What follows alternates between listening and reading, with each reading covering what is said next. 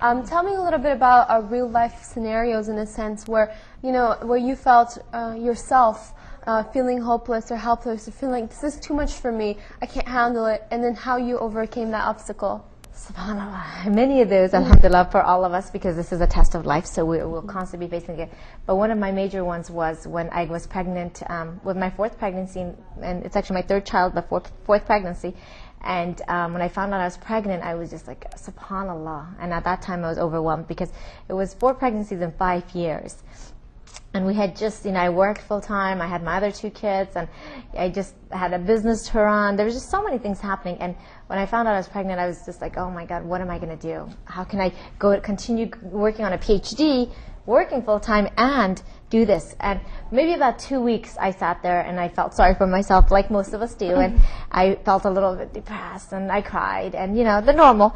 And then I slapped myself in the face and said, look, that's it. Get up. The problems, it's not a problem. It's a blessing from Allah subhanahu wa ta'ala. It's a blessing, mashallah. Everything that happens is a blessing, and we need to see it that way.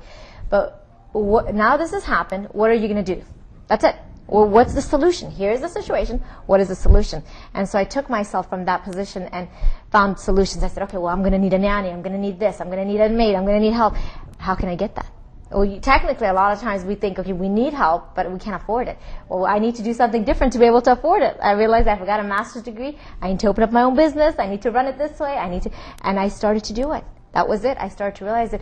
And subhanAllah, I was 7 months pregnant when I got my first nanny. I had her with me through the pregnancy. I was running my own business. I mean, wow, what I planned is what I achieved, alhamdulillah, because that's what I wanted, Instead of crying and being sad and depressed and changing my whole lifestyle, I decided, how can I attack this from a different perspective and make it happen and be happy with it? And so when my son was born, mashallah, I would hold him and I'd say, SubhanAllah, I said, you are a blessing, because you made me do things I could have never done if I hadn't been pregnant.